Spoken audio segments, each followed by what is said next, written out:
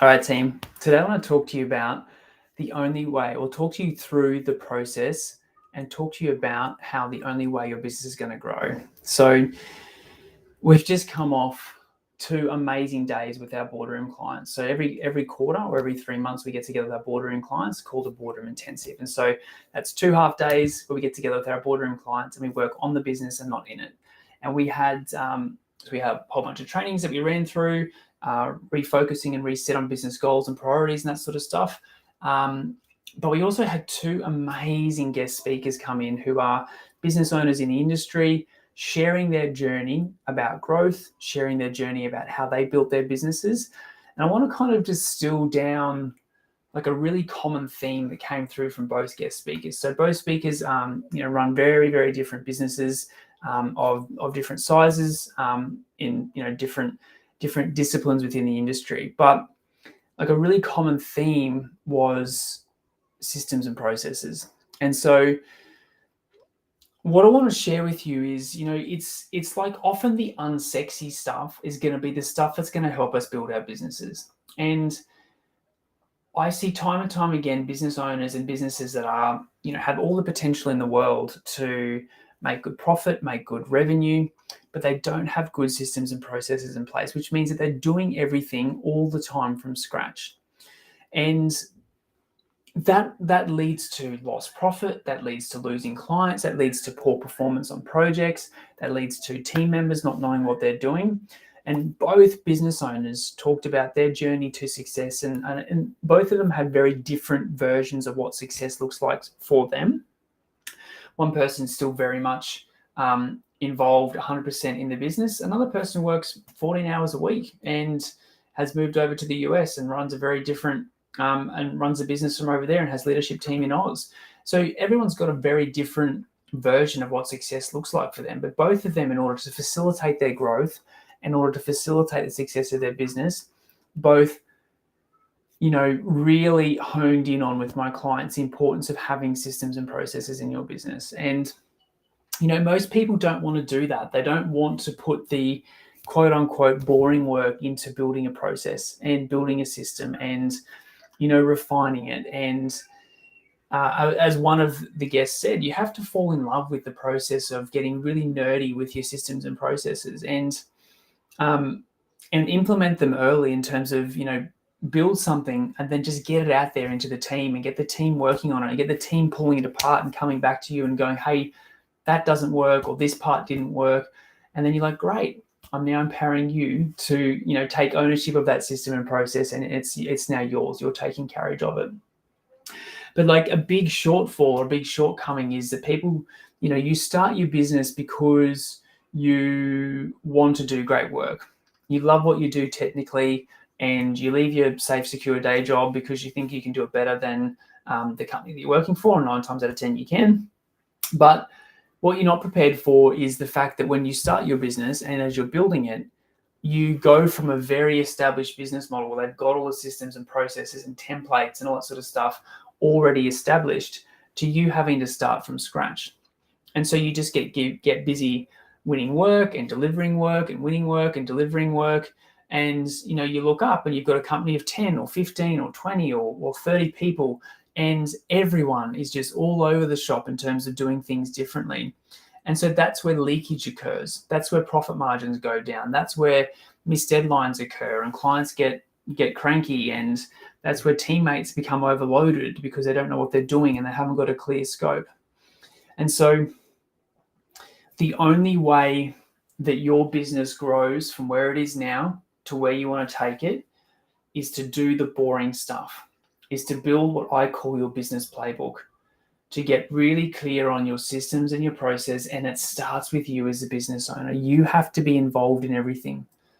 Start somewhere, and you've got to start building a process around that. And you get it done, and you put it out into the business and let people use it, give you feedback, and then you empower someone else to refine it.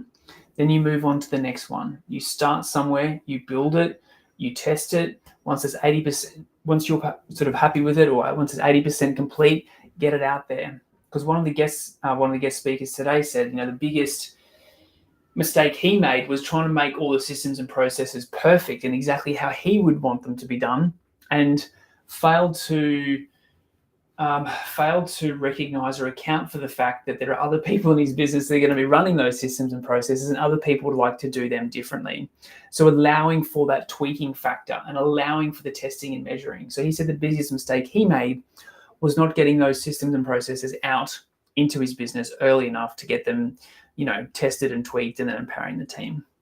But it is about you doing the boring stuff.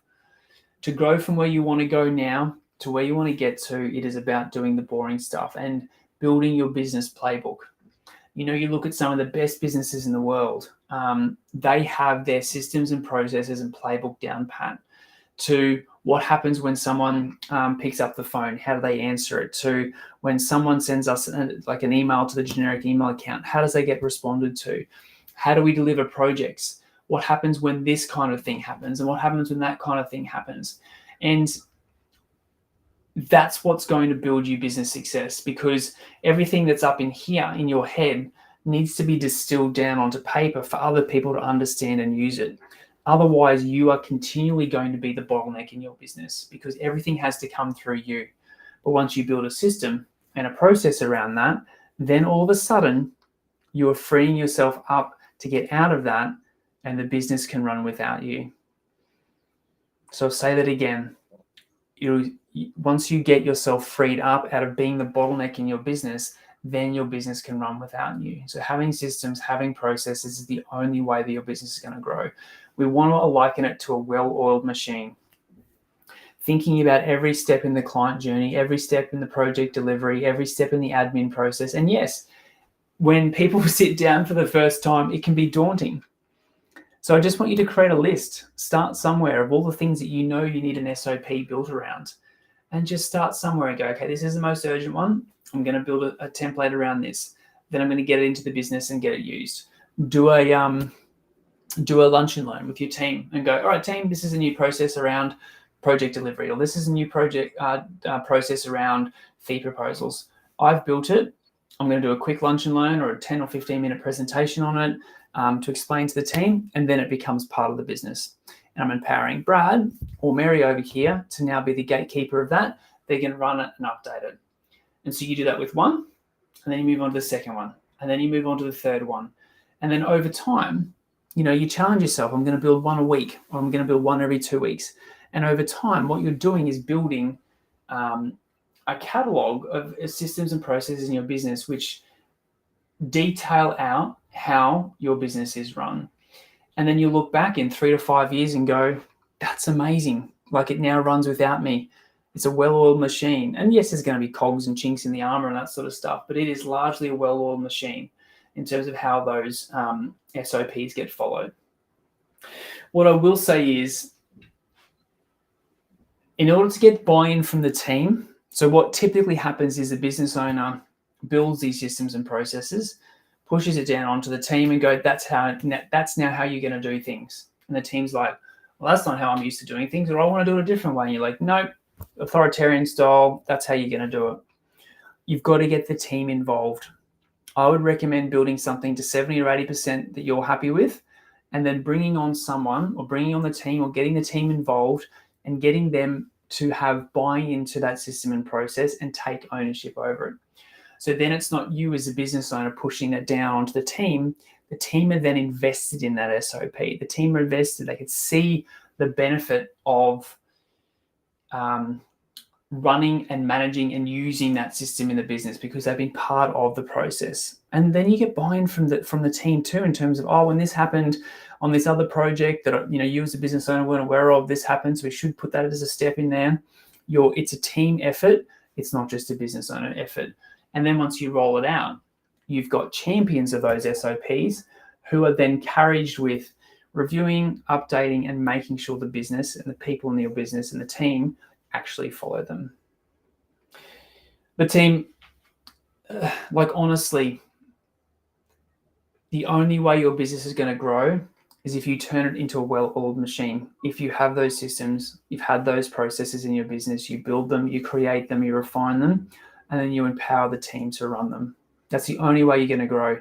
Because if everything is up here in your head and you're always the gatekeeper of how everything needs to be done, then you're going to stay where you are. You're going to stay stressed, you're going to stay burnt out, and your business is just not going to grow.